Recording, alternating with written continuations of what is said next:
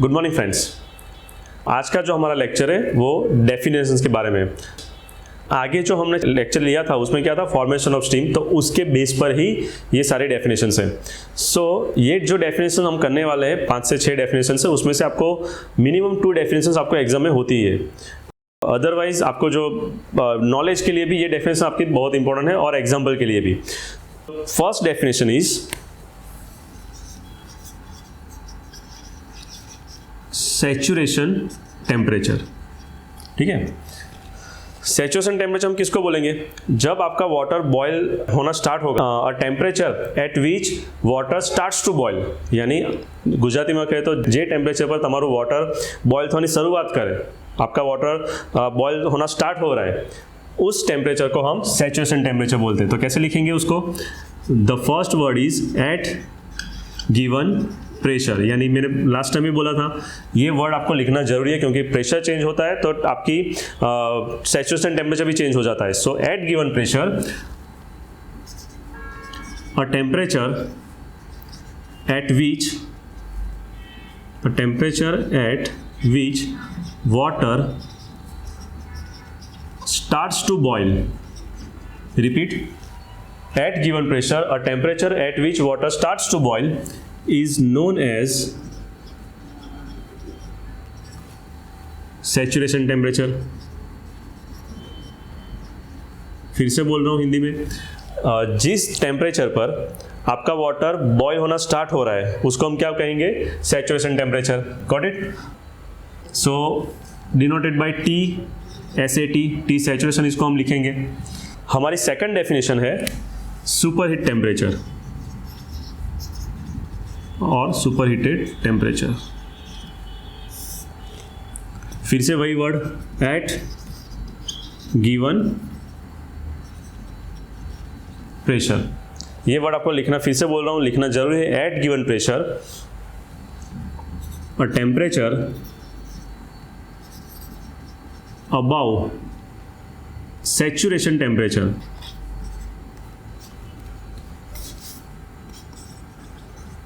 Of steam.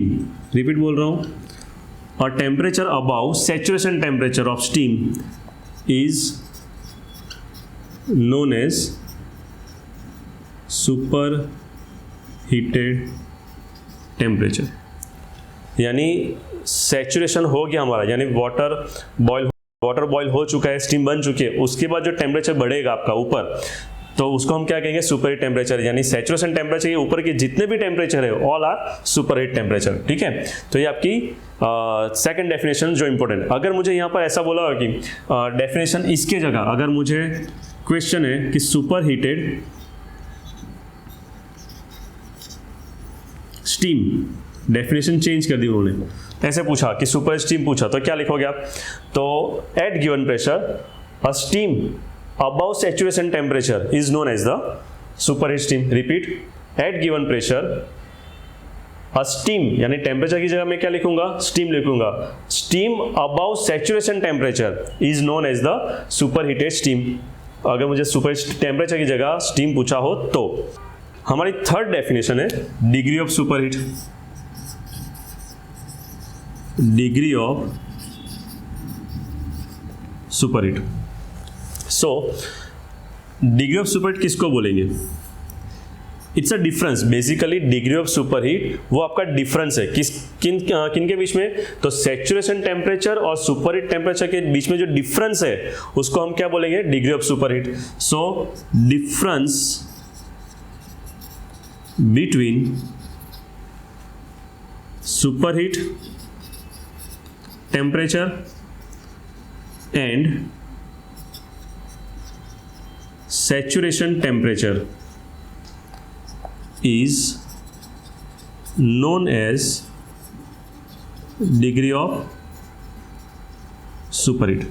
मैं जहाँ पे लिख रहा हूँ, तो मैं चाहता हूँ कि आप भी अपनी नोट्स रेडी करिए, लिखिए, जितने भी पॉइंट्स मैं यहाँ पे बोल रहा हूँ वो नोट डाउन करिए, ताकि आपकी एक अच्छी सी नोट्स भी बन जाए इसके साथ में, ठीक है।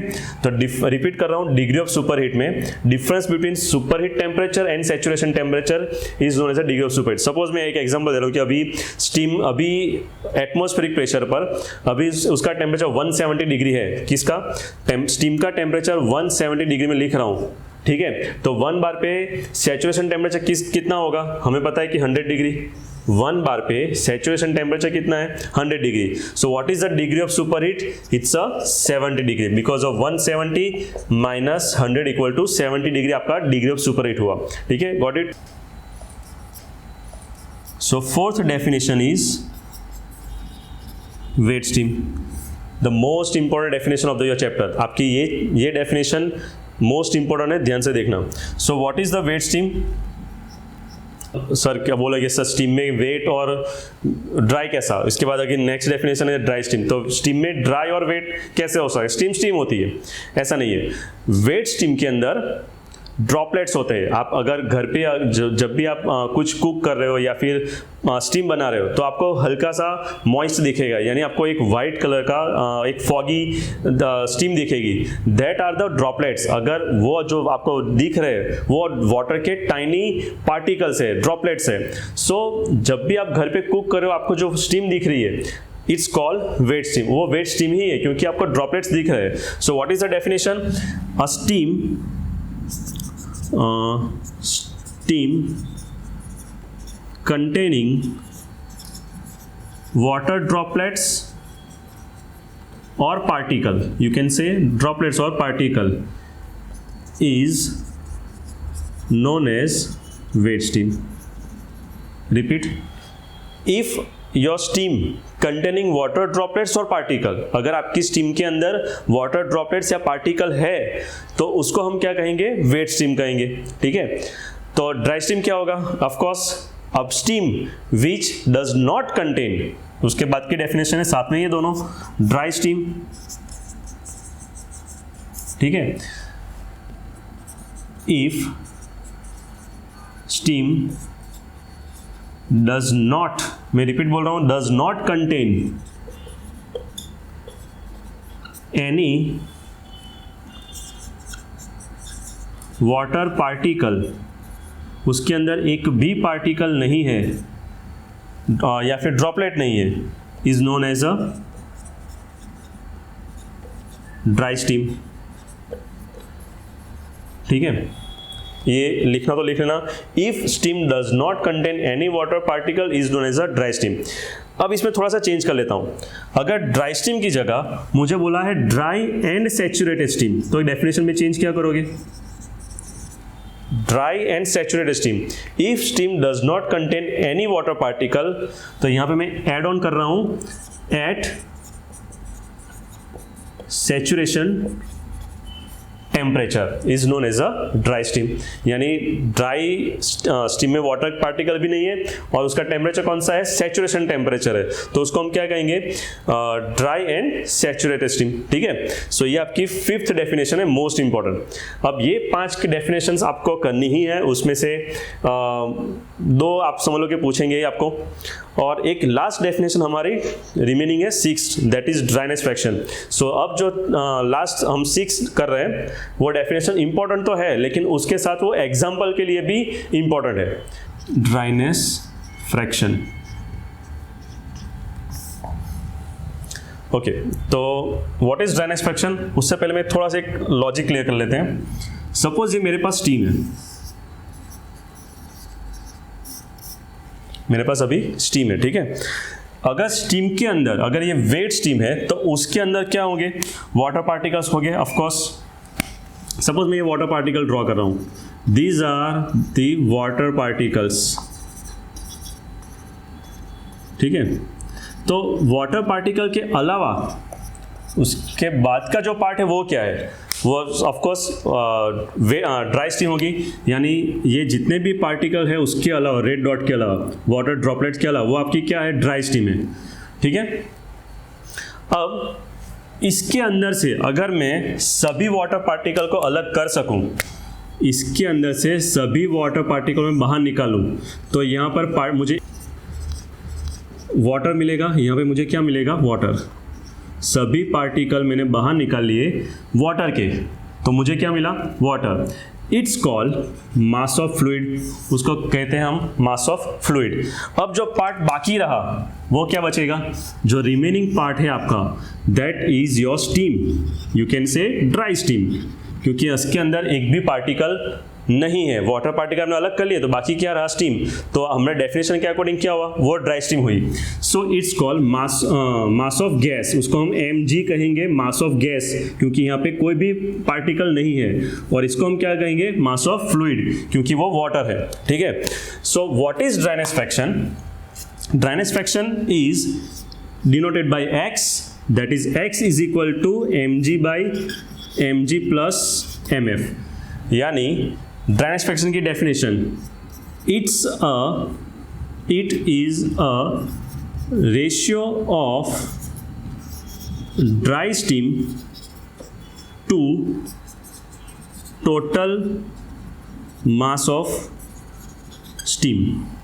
ड्राइनेस फ्रैक्शन क्या हुआ, it is a ratio of dry steam, यानी ऊपर मैंने क्या लिया है, dry steam, to the total mass of the total mass of the steam, यानी यहाँ पे टोटल मास जितना भी है वो नीचे आएगा और उसमें से जो मास ऑफ गैस है वो ऊपर आएगा, that is the ratio.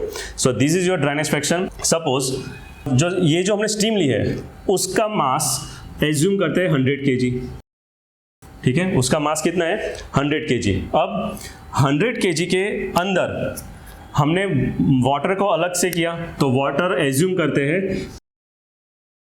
80 kg water निकला और 20 kg हमारा ड्राई स्टीम है, एज्यूम करते हैं। सो what is 80 kg, that is mass of water, यानी मास ऑफ फ्लूइड, और 20 kg क्या है हमारा, मास ऑफ गैस, ठीक है। अब x के according, what is x, mg by mg plus mf, यानी मास ऑफ गैस कितना है अभी, 20 divide by 20 plus 80, so 20 divide by 100, that is 0.2, the x is 0.2। ये आपका ड्राइनेस फ्रैक्शन हुआ। सो यहाँ पे आपको एक बात पता चल रही है, पानी ज़्यादा है ऑफ कोर्स, सो जितना वाटर ड्रॉपलेट्स ज़्यादा होगा ना उतना क्या होगा, dryness fraction near by two 0, यानी 0.1, 0.2, 0.3 होगा। मतलब जितना 0 के नज़दीक हो that is your weight steam. Next फिर से एक एग्जांपल लेते हैं। सपोज अभी मास ऑफ फ्लूइड चेंज कर लेते हैं, मास ऑफ फ्लूइड अब कम है, सपोज उसको 30 ले रहे हैं, 30 kg, एंड मास ऑफ जो हमारा गैस है, mass of gas is equal to 70 kg ले रहे हैं, 100 out of 70। So what is x now, so x is equal to, repeat, mg by mg plus mf। So mass of gas कितना है अभी, 70 divide by 30 plus 70, so you can say 0.7, मैं direct लिख रहा हूँ 0.7, योर x इज 0.7। यानी अब steam ज़्यादा ड्राई है, उसके अंदर ड्रॉपलेट्स कम हुए। अगर मेरे पास मास ऑफ फ्लूइड 0 है, यानी इसके अंदर मास ऑफ फ्लूइड है ही नहीं, तो मास ऑफ गैस क्या हुआ, यानी ये 0, mass of gas is equal to 100 kg होगा। यानी अब सभी मेरे पास कोई ड्रॉपलेट्स ही नहीं है, so mass of gas is equal to 100 kg। So what is x, तो x is equal to 1, okay, तो व्हाट इज x फिर से लिख रहा हूँ, what is x, that is 100 kg divide by 100 kg, so that is 1। यानी अगर steam के अंदर एक भी ड्रॉपलेट्स नहीं है, सो x शुड बी 1, यानी आपका x कितना होगा, 1 हो जाएगा। सो रिपीट, मोटो क्या था कि अगर वेट स्टीम स्टार्ट हो रही है तो 0 से आपका ड्राइनेस फ्रैक्शन बढ़ेगा 1 तक, यानी जितनी स्टीम ड्राई होगी उतना x 1 की ओर जाएगा, ठीक है। सो बेसिकली ये आपकी थियरी इंपॉर्टेंट थी, आपको करनी है। कोई भी डाउट हो अगर आपको इसके अंदर, सो कमेंट बॉक्स में प्लीज़ लिख देना। अगर मैं आपको ट्राई करूंगा कि कन्वर्सेशन हमारा हो जाए, रिप्लाई मैं जरूर करूंगा। So please subscribe channel, thank you.